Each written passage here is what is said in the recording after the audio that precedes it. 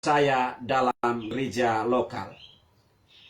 Orang percaya adalah orang yang sudah menikmati, orang yang sudah mengalami, orang yang sudah merasakan, bahkan orang yang sudah menerima dan menjadikan Yesus sebagai Tuhan dan Juru Selamat pribadi di dalam diri dan hidupnya. Orang percaya memiliki peranan penting sebagai penopang di dalam gereja lokal. Tetapi ada banyak tantangan, ada banyak rintangan, ada banyak perjuangan. Sebagai penopang gereja lokal tidaklah mudah, tidaklah gampang. Karena ada tantangan baik yang datang dari luar, tantangan eksternal maupun tantangan internal.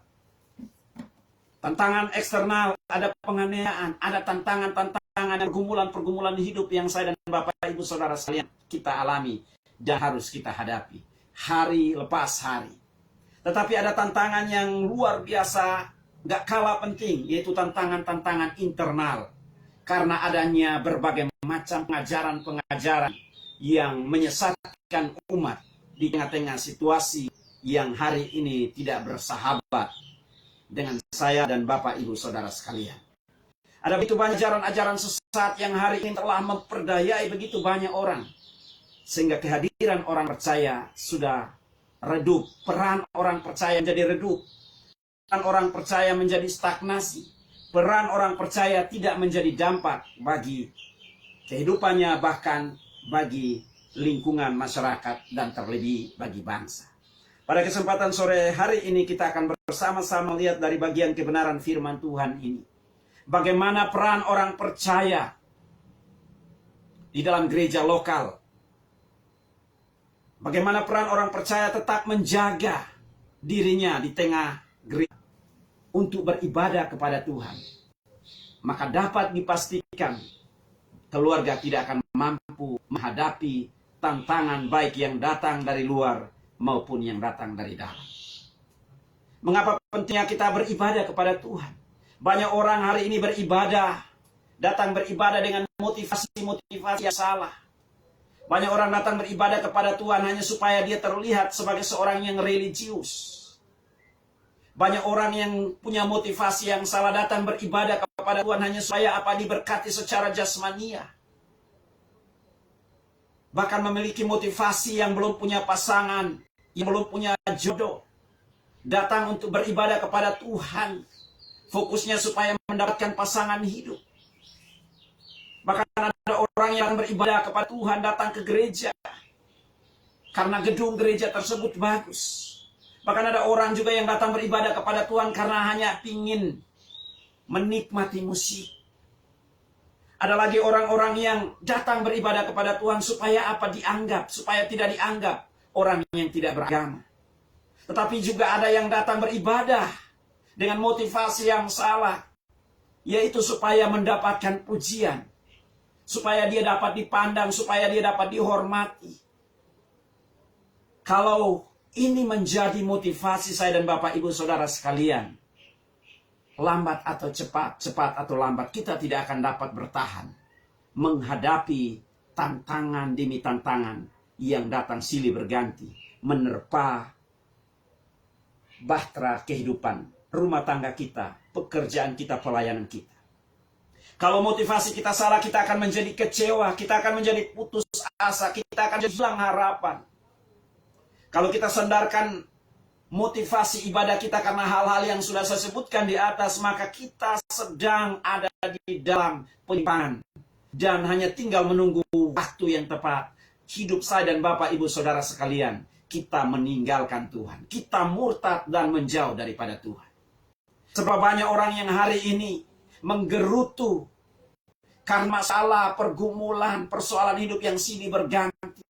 Dia berkata pada saya, Pak Misrai, saya sudah melayani Tuhan, saya sudah mengabdikan diri saya kepada Tuhan, saya sudah memberi yang terbaik bagi Tuhan, memberikan persembahan, bahkan saya sudah mendedikasikan hidup saya kepada Tuhan. Tetapi mengapa masalah ini begitu berat, pergumulan ini begitu berat? Mengapa saya diizinkan mengalami yang namanya penderitaan? Ada begitu banyak orang di luar sana yang hari ini sakit, tidak pernah sembuh. Mereka mulai undur dari Tuhan, meninggalkan Tuhan, murtad, dan akhirnya berpaling mengikuti ajaran-ajaran yang sifatnya menggampangkan. Hari ini ada begitu banyak orang yang mengajarkan hal-hal yang sifatnya menggampangkan, sehingga telah menyandera begitu banyak orang yang beriman. Karena motivasi mereka beribadah salah. Dari Bapak Ibu yang dikasihi oleh Tuhan Yesus Kristus, motivasi yang benar. Rasul Paulus menasihatkan anak didiknya Timotius. Dia berkata bahwa motivasi kita beribadah sudah seharusnya dilandasi dengan pemahaman yang benar, konsep yang benar, yaitu kita beribadah kepada Tuhan dasarnya kan kita beriman. Kita menaruh pengharapan kita kepada Allah yang hidup, juru selamat semua manusia, terutama bagi kita yang percaya kepadanya. Jadi dasar yang benar adalah karena kita menaruh pengharapan kita kepada Yesus Kristus Tuhan. Kita beribadah karena kita tahu bahwa Dialah satu-satunya harapan hidup kita. Dialah satu-satunya sumber pertolongan kita. Dialah satu-satunya sumber jawaban masalah kita. Dialah satu-satunya yang mampu menyelesaikan setiap pergumulan hidup kita. Tanpa Tuhan, saya dan Bapak Ibu Saudara sekalian, kita terbatas. Dasar inilah yang seharusnya menggugah saya dan Bapak Ibu Saudara sekalian untuk terus bekerja, untuk terus datang beribadah, membangun mesbah doa di dalam rumah tangga kita, di dalam keluarga kita, di dalam pekerjaan kita, di dalam setiap tugas tanggung jawab yang dipercayakan kepada kita. Hidup saya dan Bapak Ibu Saudara sekalian, ini adalah merupakan ibadah. Ibadah saya dan Bapak Ibu Saudara sekalian tidak dibatasi oleh ruang dan waktu. Masa pandemi COVID ini, banyak orang mengalami stres, banyak orang mengalami depresi, banyak orang mengalami yang namanya tekanan batin. Karena rindu ingin untuk bertemu, rindu untuk beribadah secara offline. Karena dia berpikir kalau beribadah secara online, itu kurang afdol, itu kurang strength. Ini konsep yang salah Bapak Ibu, yang dikasihi oleh Tuhan Yesus Kristus. Konsep yang benar adalah kita ini adalah gereja. Saya dan Bapak Ibu Saudara sekalian, kita adalah gereja. Gereja, gedung gereja itu hanya sarana, hanya alat yang Tuhan pakai agar saya dan Bapak Ibu Saudara sekalian kita berkumpul memuji dan memuliakan Tuhan. Tetapi jauh lebih penting dari itu, saya dan Bapak Ibu Saudara sekalian kita adalah gereja. Dimanapun kita berada, kapanpun, situasi apapun, saya dan Bapak Ibu Saudara sekalian kita bisa beribadah kepada Tuhan. Bapak Ibu yang dikasihi oleh Tuhan Yesus Kristus, ibadah sangat amat penting. Kita mulai memupuk ibadah di dalam keluarga. Dengan pandemi COVID ini Tuhan sedang merontokkan, Bapak Ibu, tembok-tembok gedung. Agar saya dan Bapak Ibu Saudara sekalian, kita sebagai suami, istri, anak, kita kembali membangun mesbah doa di dalam rumah tangga kita. Kita mulai membangun hubungan kita dengan Tuhan. Tuhan lebih tahu dari yang saya dan Bapak Ibu Saudara sekalian hari ini tahu. Peristiwa COVID-19 yang hari ini terus melunjak Bapak Ibu, saya percaya bahwa ada di dalam master plan-nya Tuhan. Mungkin selama ini kita datang ke gereja, beribadah menghampiri Tuhan. Jadi Bapak Ibu yang dikasihi oleh Tuhan Yesus Kristus, firman Tuhan mengajarkan kepada kita semua, latihan badani terbatas gunanya, tetapi ibadah itu berguna dalam segala hal. Jadi Bapak Ibu yang dikasihi oleh Tuhan Yesus Kristus, ibadah itu berguna dalam segala hal, karena mengandung janji, baik untuk hidup ini maupun untuk hidup yang akan datang. Jadi mengapa pentingnya kita harus beribadah Bapak Ibu yang dikasihi oleh Tuhan Yesus Kristus? Karena melalui ibadah Bapak Ibu kita dikuatkan. Ibadah keluarga suami kita, istri kita, anak kita. Kita berikan ruang, kita memberikan kesempatan untuk apa bersama-sama memuji menyembah Tuhan.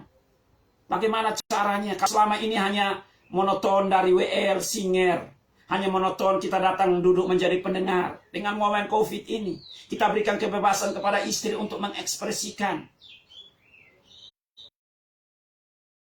merenungkan firman Tuhan apa yang dia dapatkan. Kita memberikan kesempatan kepada anak-anak kita. Kita memberikan kesempatan kepada suami kita untuk bersama-sama menggali kebenaran firman Tuhan. Bahkan juga bersama-sama memilih pujian. Anak kita bisa memilih pujian, istri kita bisa memilih pujian, suami bisa memilih pujian. Jadi tidak terjebak hanya dalam satu formalitas. Bapak Ibu, teman kita, sahabat kita, untuk saling mengisi satu dengan yang lain.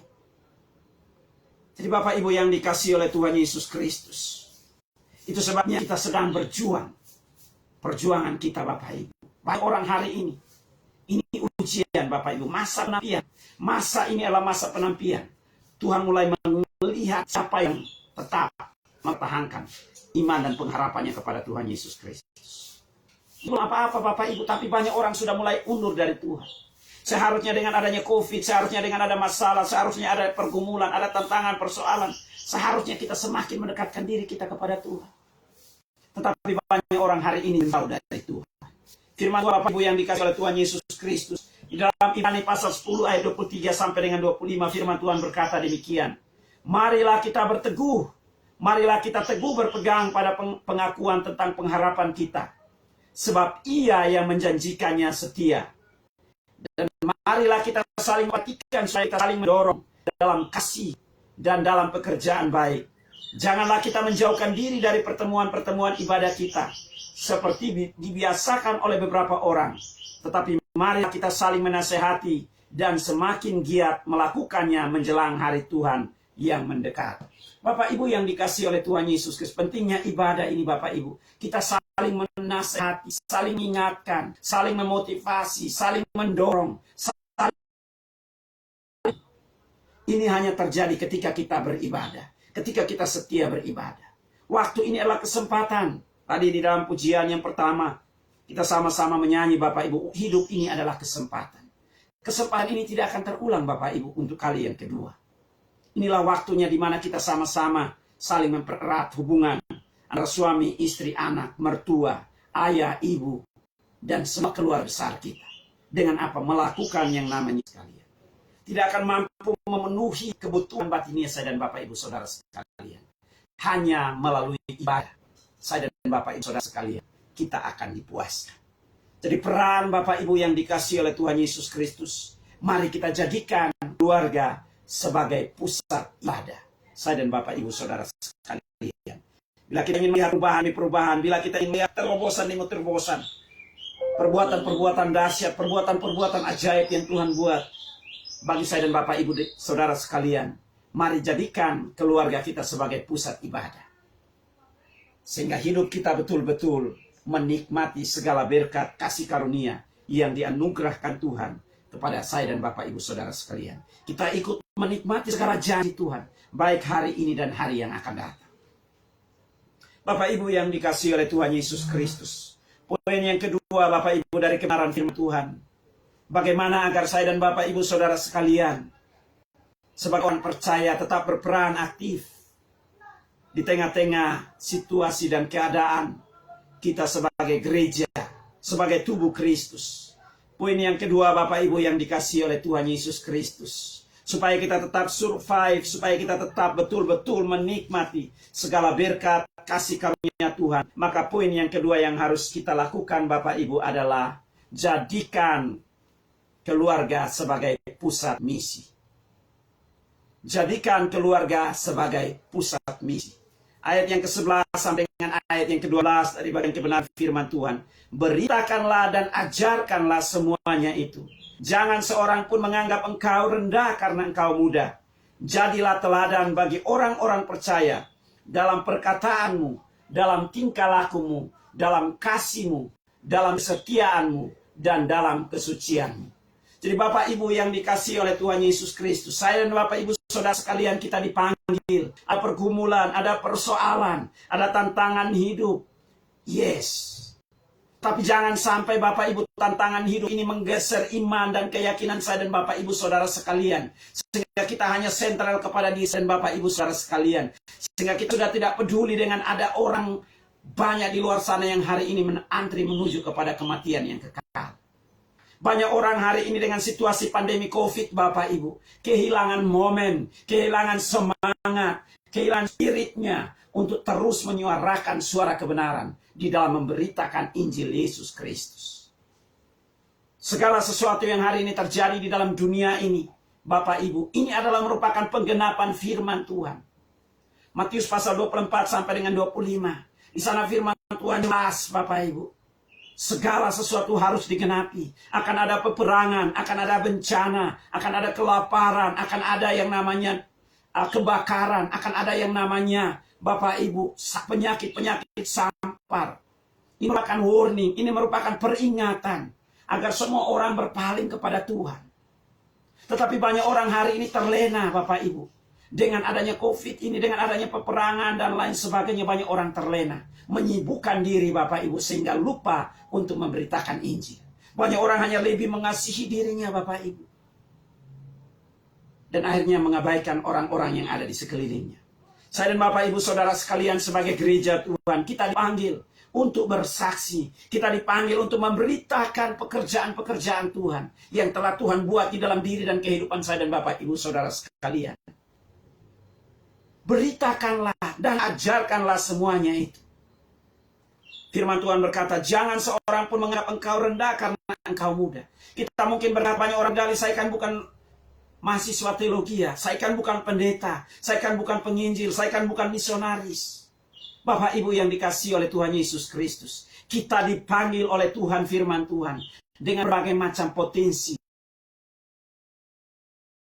dengan berbagai macam karunia, berbagai macam talenta. Ini Tuhan titipkan, ini Tuhan percayakan kepada saya dan Bapak Ibu saudara sekalian, agar melalui kehidupan saya dan Bapak Ibu saudara sekalian, orang bisa melihat Yesus, orang bisa mengenal Yesus, orang bisa mengalami Yesus, orang bisa menerima Yesus, menjadikan Yesus sebagai Tuhan dan Juru Selamat pribadi. Karena hanya di dalam Yesus Tuhan, Dia satu-satunya jalan yang membawa setiap orang masuk kepada kekekalan. Tanpa keterlibatan aktif saya dan Bapak Ibu Saudara sekalian, ada begitu banyak orang hari ini antri menuju kepada kematian. Mari Bapak Ibu, firman Tuhan, jangan seorang pun menganggap engkau rendah karena engkau masih muda. Saya sederhanakan dalam bahasa saya Bapak Ibu. Jangan tunggu dulu punya titel, punya gelar. Tuhan memanggil saya dan Bapak Ibu Saudara sekalian, Dia tidak meminta apa yang tidak ada pada saya dan Bapak Ibu Saudara sekalian. Dia meminta apa yang ada padamu. Kita berbicara tentang misi, kita berbicara tentang pengorbanan, mengorbankan waktu kita, tenaga kita, pikiran kita, keuangan kita. Bapak Ibu, karena itu mari Bapak Ibu yang dikasihi oleh Tuhan Yesus Kristus. Firman Tuhan berkata, jadilah teladan bagi orang percaya dalam perkataanmu. Tuhan mau Bapak Ibu dengan perkataan kita. Kalau kita bisa memuji Tuhan, mari kita memuji Tuhan. Jangan kita masalah Bapak Ibu membuat kita bersungut-sungut. Jangan justru masalah ini membuat kita merendahkan Tuhan. Kita sering kali bernyanyi Bapak Ibu, Yesus terlebih besar, Yesus terlebih besar, Yesus terlebih besar. Buktikan Bapak Ibu, oh Yesus terlebih besar. Ketika kita fokus kepada masalah, ketika kita fokus kepada pergumulan kita, maka Yesus yang kita nyanyikan terlebih besar menjadi kecil dan menjadi tidak berarti apa-apa di dalam kehidupan saya dan Bapak Ibu Saudara sekalian. Sehingga hidup kita bukan menjadi berkat tetapi menjadi batu sandungan. Inilah momennya, inilah waktunya, inilah timingnya bagi saya dan Bapak Ibu Saudara sekalian untuk mendeklarasikan nama Yesus. Bahwa di dalam nama Yesus semua yang sakit disembuhkan. Di dalam nama Yesus mereka yang punya pergumulan mendapatkan solusi. Di dalam nama Yesus mereka mendapatkan solusi. Di dalam nama Yesus mereka mendapatkan jawaban. Di dalam nama Yesus Kristus Tuhan, mereka mendapatkan kepastian keselamatan. Jadi Bapak Ibu yang dikasihi oleh Tuhan Yesus Kristus, inilah yang akan membuat saya dan Bapak Ibu Saudara sekalian, kita bertahan. Kita akan tetap survive di tengah-tengah situasi dan keadaan yang terjadi di sekeliling kita. Tanpa ini Bapak Ibu, saya dan Bapak Ibu Saudara sekalian, kita akhirnya menjadi orang-orang yang egosentris. Hanya mementingkan diri kita sendiri. Jadi perkataan kita Bapak Ibu, perkataan kita apakah menjadi berkat atau menjadi kutuk? Banyak orang Kristen hari ini di dalam gereja, haleluya. Tapi begitu keluar dari gereja yang ada, keluar semua kebun ragunan.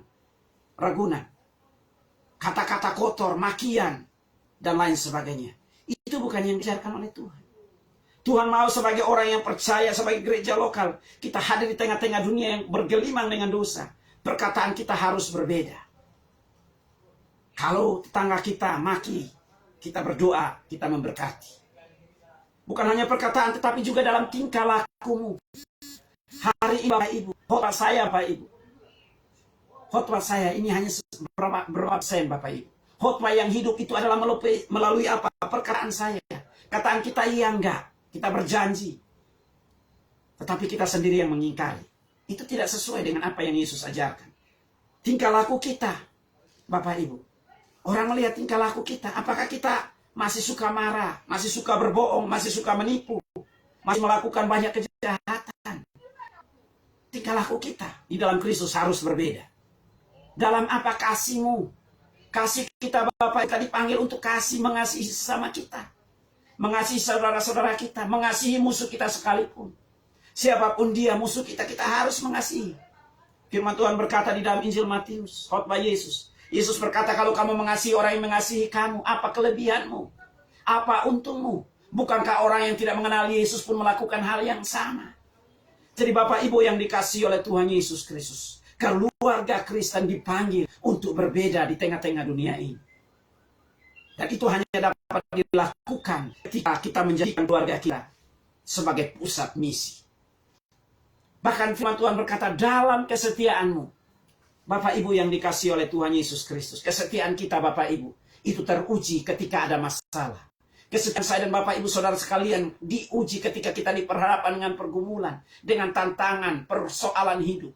Salah satunya Bapak Ibu, kesetiaan saya dan Bapak Ibu Saudara sekalian. Hari ini kita diuji. Mau nggak kita masih tetap beribadah kepada Tuhan?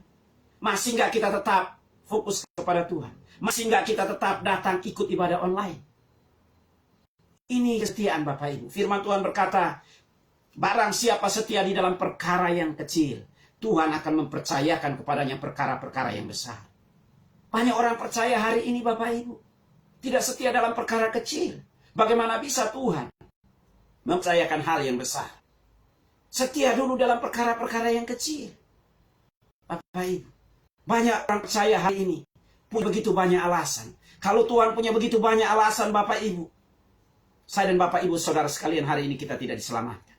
Dia tidak akan pernah memisikan dirinya mau mati dan berkorban bagi saya Bapak Ibu Saudara sekalian. Kalau Tuhan melihat kelemahan saya dan Bapak Ibu Saudara sekalian, kekurangan saya dan Bapak Ibu Saudara sekalian, dosa kita, pelanggaran kita, saya percaya hari ini kita belum diselamatkan. Nah, dasar misi ini juga yang harus menjadi gaya hidup saya dan Bapak Ibu Saudara sekalian. Tuhan memanggil saya dan Bapak Ibu Saudara sekalian. Ini harus menjadi gaya hidup saya dan Bapak Ibu Saudara sekalian. Kita saling mengasihi, saling melayani, saling mendoakan, saling Bapak Ibu. Gaya hidup saling ini harus kita praktikkan sebagai orang-orang yang dikasihani oleh Tuhan Yesus Kristus. Ketika kita lakukan ini Bapak Ibu, ada kesukaan tersendiri. Ada sukacita tersendiri. Hari ini ada begitu banyak orang Bapak Ibu yang dikasihi oleh Tuhan Yesus Kristus. Mengalami yang namanya ketakutan. Mengalami yang namanya Tuhan kegentaran. Mengalami yang namanya kekhawatiran. Mengalami yang namanya kegersangan rohani. Saya dan Bapak Ibu Saudara sekalian, gereja Tuhan, orang percaya, orang Kristen dipanggil untuk menjadi jawaban. Karena itu mari Bapak Ibu yang dikasihi oleh Tuhan Yesus Kristus, jadikan keluarga kita menjadi keluarga yang berpusat kepada misi. Dengan mengorbankan waktu kita, tenaga kita, pikiran kita, sikap kita, tindakan kita, perbuatan kita, kasih kita, kesetiaan kita. Bahkan di dalam firman Tuhan ayat yang ke-12, kesucianmu. Allah kita adalah Allah yang kudus. Dia mau supaya kita kudus. Dia mau supaya kita tetap hidup suci. Kita harus hidup kudus, suci. Panggilan misi. Bagaimana saya dan Bapak Ibu Saudara sekalian, kita dipanggil untuk menjadi garam. Kita dipanggil bukan untuk menjadi garam dapur, tetapi kita dipanggil untuk menjadi garam dunia. Kita dipanggil menjadi terang, bukan terang yang menyilaukan satu dengan yang lain, tetapi terang yang menjadi berkat bagi dunia. Ini yang Tuhan Yesus ajarkan bagi saya dan Bapak Ibu Saudara sekalian. Tidak mudah, benar, tetapi sesuatu yang tidak mudah ketika saya dan Bapak Ibu Saudara sekalian, kita punya komitmen, kita punya kesadaran bahwa ada satu pribadi yang sudah berkorban bagi saya dan Bapak Ibu Saudara sekalian. Itu akan memampukan saya dan Bapak Ibu Saudara sekalian, sehingga kita terus memberitakan Injil Yesus Kristus. Dialah satu-satunya jawaban bagi semua masalah, bagi semua dilema, bagi setiap pergumulan yang dialami oleh semua manusia di bawah jagat raya ini. Bapak Ibu yang dikasihi oleh Tuhan Yesus Kristus, mari kita bersama-sama menjadikan keluarga kita sebagai pusat misi. Dan yang terakhir Bapak Ibu yang dikasihi oleh Tuhan Yesus Kristus, bagaimana peran orang percaya di dalam gereja lokal.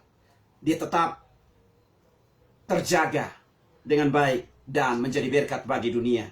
Yang terakhir Bapak Ibu dari bagian firman Tuhan ini, ayat yang ke-13 sampai dengan ayat yang ke-16, firman Tuhan berkata, sementara itu sampai aku datang, bertekunlah dalam membaca kitab-kitab suci, dalam membangun dan dalam mengajar. Janganlah lalai dalam mempergunakan karunia yang ada padamu, yang telah diberikan kepadamu oleh nubuat, dan dengan penumpangan tangan sidang penatua.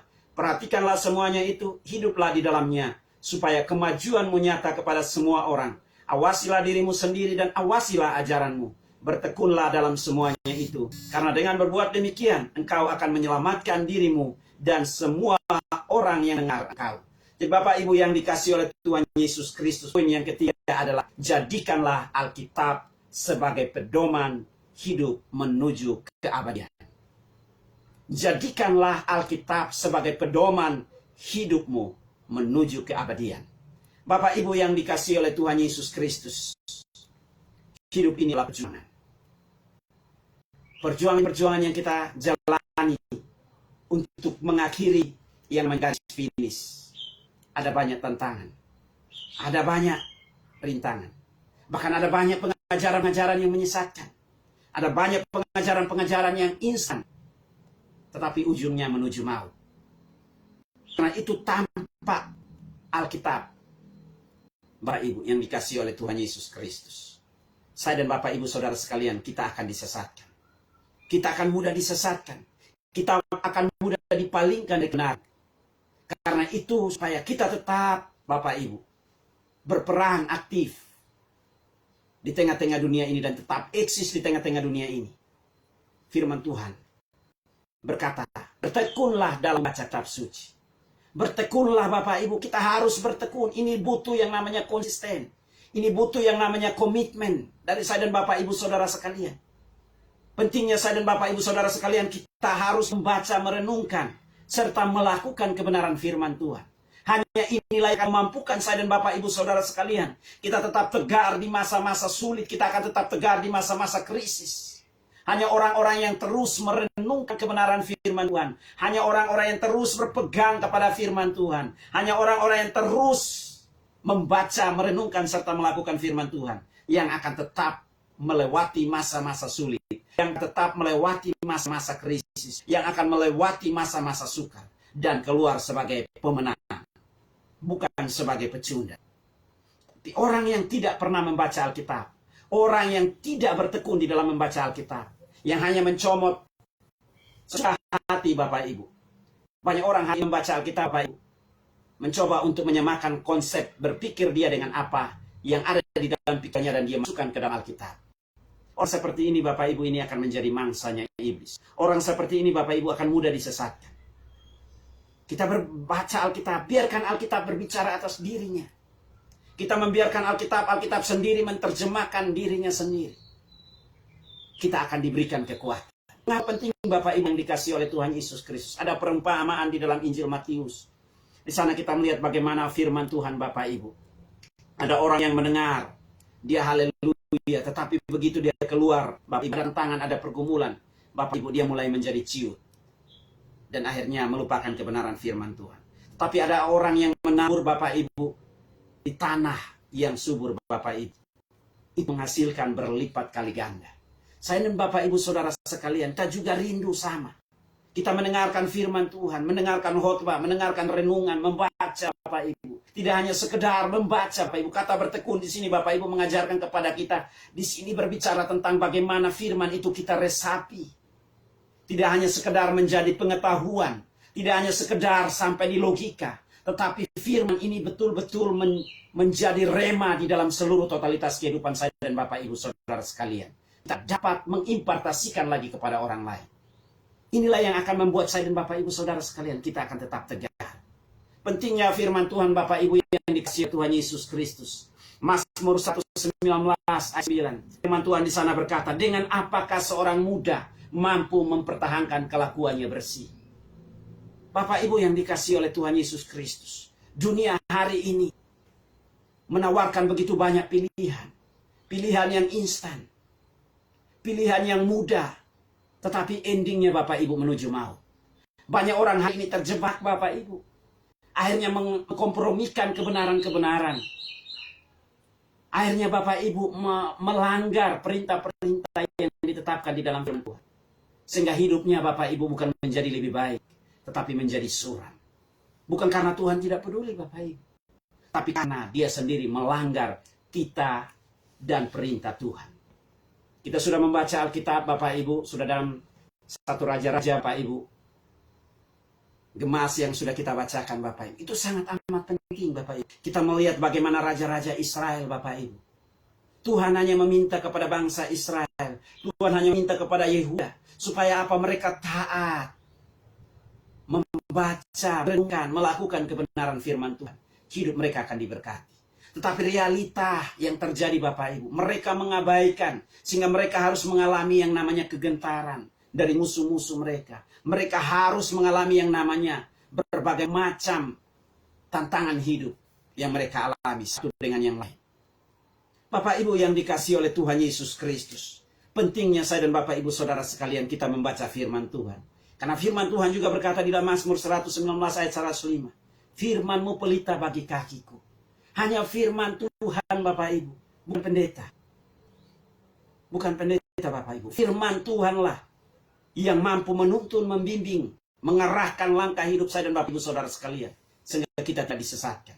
Sehingga kita tidak terpelecok. Sehingga kita tetap ada di dalam relnya Tuhan.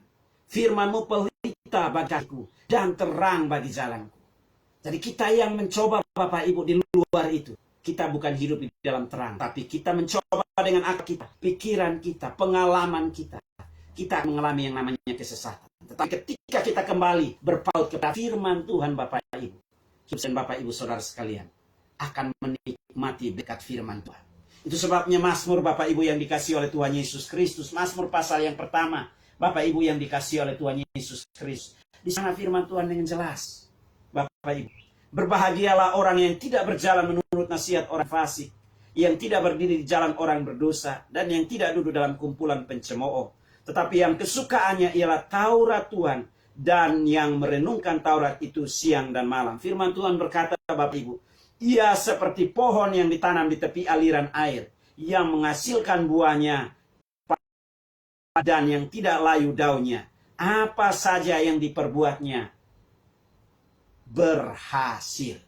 Jadi Bapak Ibu yang dikasihi oleh Tuhan Yesus Kristus, pentingnya saya dan Bapak Ibu saudara sekalian, kita membaca dan merenungkan kebenaran firman Tuhan ini. Karena kita dibuat berhasil. Jadi Bapak Ibu yang dikasihi oleh Tuhan Yesus Kristus, peran orang percaya itu hanya akan dapat terjaga. Situasi COVID yang terus melonjak, di tengah-tengah tantangan hidup yang terus berubah dalam kehidupan saya dan Bapak Ibu saudara sekalian. Di tengah-tengah masa kesukaran mungkin akan jadi lebih parah dari yang hari ini kita alami. Hanya bila ketiga poin ini kita lakukan di dalam seluruh totalitas kehidupan kita. Mau supaya hidup kita diberkati, mau supaya hidup kita keluar sebagai pemenang-pemenang yang sejati. Firman Tuhan berkata, jadikanlah keluarga sebagai pusat ibadah. Maka engkau akan menerima segala berkat Tuhan, baik masa kini dan masa yang akan datang. Yang kedua, firman Tuhan berkata, mau supaya hidupmu, keluargamu, rumah tanggamu, pekerjaanmu, bisnismu, usahamu, studimu, semua yang kau kerjakan diberkati oleh Tuhan. Hidupmu adalah merupakan titipan ilahi. Hidup kita adalah merupakan anugerah Tuhan. Anugerah ini telah dianugerahkan Tuhan, percayakan saya dan Bapak Ibu saudara sekalian, supaya kita menjadikan keluarga kita sebagai pusat misi. Apapun tugas tanggung jawab saya dan Bapak Ibu saudara sekalian, sebagai hamba Tuhan, sebagai guru, sebagai dokter, sebagai perawat, sebagai karyawan, sebagai mahasiswa-mahasiswi, sebagai pengusaha, sebagai bisnismen, apapun itu, sebagai ibu rumah tangga, sebagai anak, mari kita lakukan. Jadikan misi sebagai pusat hidupmu dan alami segala berkat Tuhan. Ceritakan, kabarkan ke seluruh dunia bahwa Yesus satu-satunya sumber solusi atas segala permasalahan hidup. Dan kita akan melihat bagaimana karya Tuhan dinyatakan dalam hidup kita. Dan yang terakhir Bapak Ibu, supaya tetap berkemenangan setiap saat, setiap waktu. kita harus menjadikan Alkitab sebagai pedoman hidup kita di masa kini, masa yang akan datang, menuju kepada keabadian. Saya percaya bahwa hidup kita semua akan berkat oleh Tuhan. Orang-orang yang berkemenangan adalah orang-orang yang mau melakukan ketiga poin ini. Biarlah kiranya kebenaran firman Tuhan ini menjadi berkat bagi kita semua, dan kita tetap berdiri sebagai pemenang-pemenang, karena Kristus Yesus selalu senantiasa bersama dan menyertai kita sekalian. Tuhan Yesus memberkati kita semua. Minta Pak Joko